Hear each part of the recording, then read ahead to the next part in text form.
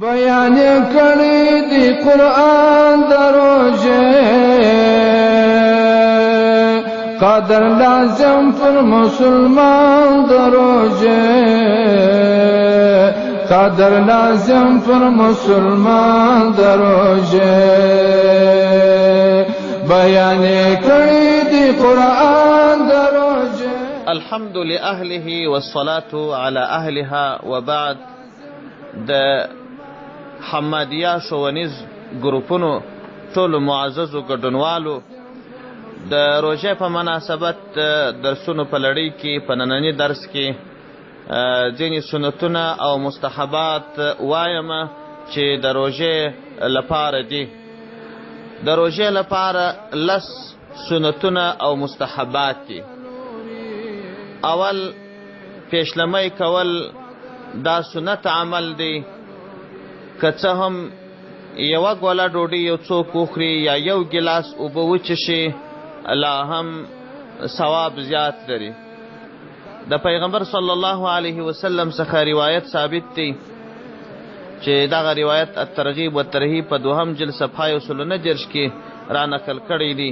قال رسول الله صلی الله علیه وسلم تسحروا ولو بجرعة من ماء. وای تاسو پیشلمی کوي که څه هم د اوبو په یو غړپ باندې وي. نو پیشلمی کول دا د روژې دپاره سنت عمل دی. او دوهم سنت دا دی چې یو څوک پیشلمی کی ناوخته یې وکړي شی وزنډي د شپې په آخره حصه کې پیشلمی کول دا سنت دی. او دریم سنت او مستحسن عمل دا دی چې یو څوک د روژې نیت وکړي او د روژې نیت الفاظ په خوله باندې ووایي سبا د خیره روژه نیسم. او که چیرې عربي الفاظ ووایي نو عربي الفاظ داسې دي وبصوم غد نویت من شهر رمضان. هر پیشلمی یا هر ماخستن چې دا نیت کوي دا بهترین عمل دی. که څه هم پیشلمی وکړي په مطلق پیشلمی سره هم نیت راغلی خو په خوله باندې یا په ژبه باندې دا الفاظ ویل دا سنت عمل دی. دغه خبره رج موتار په 3 جلد صفحه 398 کې را نقل کړې ده.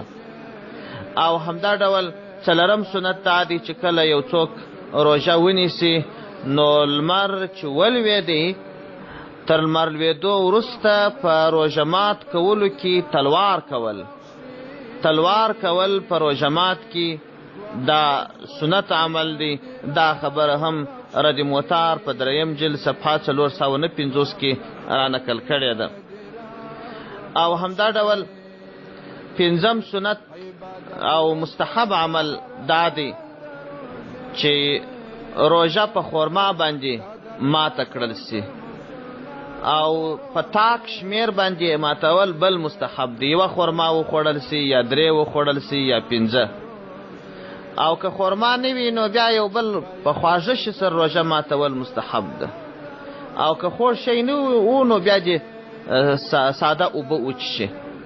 دا روایت د انس رضی الله عنه دی. دا را نقل کړی دی الترغیب والترهیب په 2 جلد صفحه 143 کې. 6م سنت د روژې دا دی چې د روژه مات په وخت باندې دا لاندې دعا ووایي اللهم لك صمت وبك آمنت وعليك توكلت وعلى رزقك أفطرت وصوم الغد من شهر رمضان نويت فاغفر لي ما قدمت وما أخرت. دا دعا را نقل کړې د فتاوی هندي جلد اول صفحه 200. او همدا ډول یا جدا الفاظ وایي کاغه ورباندې ډیر وي اللهم لك صمت وعلى رزقك افطرت. او دا خبره هم فتاوی هندي په داغه اواله را نقل کړې ده. اوم مستحب دا دی چې د روژه مات په وخت کې د دنیا او د آخرت دواړو لپاره دعا وکړي. که د دنیا کم مقصد وي هم د روژه مات په وخت کې پیش کړي، که د پیشلمي که د آخرت لپاره هم څه حاجت وي هغه دې رب ته پیش کړي. نو انسان خو محتاج دی، د آخرت حاجات هم یقیني لري، د دنیا حاجات هم لري. د روژه مات په وخت کې دعا قبلی شي. خپله دعا چې هره یوه وه د روژه مات په وخت کې دې ووایي، دا کلمات دې هم ورپسې ووایي. ذهب الظمء وابتلت العروق وثبت الأجر إن شاء الله. دا کلمات دې ووایي. او اتم نیک عمل یا اتم مستحسن او مستحب عمل او سنت عمل دا دی که چیرې یو مؤمن مسلمان ته روژه مات ورکړي، دا نیک کار دی. که پوره روژه مات نسي ورکولی، د روژه مات په وخت کې دې فقط یوه دانه خورما ورکړي یا دې یو ګیلاس شیدې یا یو ګیلاس اوبه دا دې ورکړي، دا مستحب او سنت عمل دی او ثواب یې زیات دی. لکه مخکې چې په فضایلو کې مې وویل رب عز وجل به دومرې ثواب ورکړي لکه د هغه چې څومره ثواب دی په دا یوه روژه مات ورکولو سره به الله عز وجل هغه ثواب درته هم ورکړي. او نهم سنت دا دی چې یو مؤمن مسلمان د خپلو ټولو اعضاو روژه ونیسي.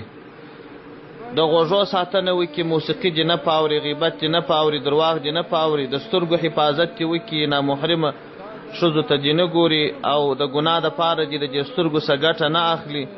د ژبې حفاظت دې وکړي، د لاسو حفاظت دې وکړي، د پښو حفاظت دې وکړي.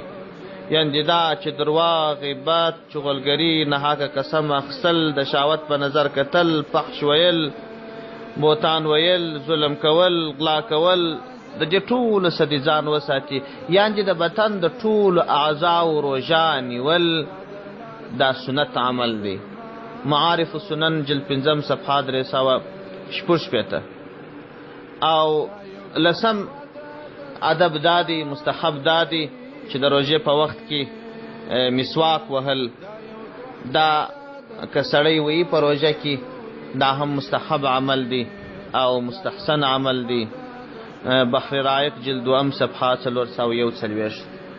دا د روژې اړوند آداب و هر مسلمان ته دې رب عز وجل توفیق ورکړي چې دغه آداب او دغه سنت او دا مستحبات عملي کړي، نو د روژې چې کوم ذوق و خوند دی هغه به وڅکي.